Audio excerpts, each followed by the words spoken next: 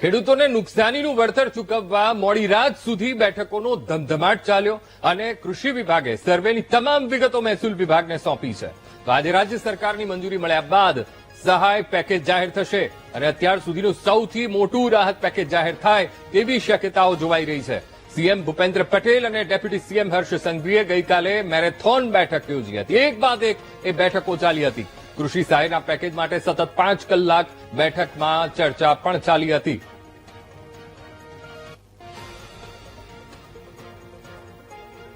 આજ મુદ્દે સંવાદદાતા મેહુલ દેસાઈ ફોનલાઈન પર.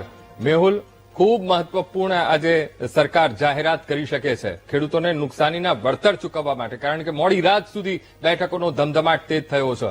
કૃષિ વિભાગે સર્વેની તમામ વિગતો મહેસૂલ વિભાગને સોંપી દીધી છે. આ મામલે શું અપડેટ છે મેહુલ?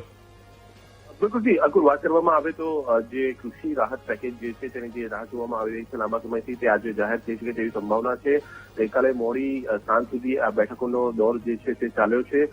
ખાસ કૃષિ રાહત પેકેજ છે તેના માટેની જે પ્રાઇમરી જે સર્વે કરવામાં આવ્યો હતો તે સર્વેની તમામ વિગતો મહેસૂલ વિભાગને સોંપી દેવામાં આવી છે, કારણ કે જે કમોસમી વરસાદથી થયેલું જે નુકસાન છે તેની અંદર ખાસ આ નુકસાની જે છે તે ખેડૂતોને રાહત પેકેજ જે છે તે મહેસૂલ વિભાગ જે છે તેના તરફથી ચૂકવણી કરવામાં આવશે. એસડીઆરએફના જે નિયમો છે તે નિયમોથી પર જઈને ચૂકવણી કરવામાં આવશે અને ખાસ આ જે ચૂકવણી થશે તેની અંદર જે ગઈકાલે મેરેથોન બેઠકો જે છે તે મુખ્યમંત્રી ભૂપેન્દ્ર પટેલ અને નાયબ મુખ્યમંત્રી હર્ષ સંઘવી દ્વારા કરવામાં આવી હતી.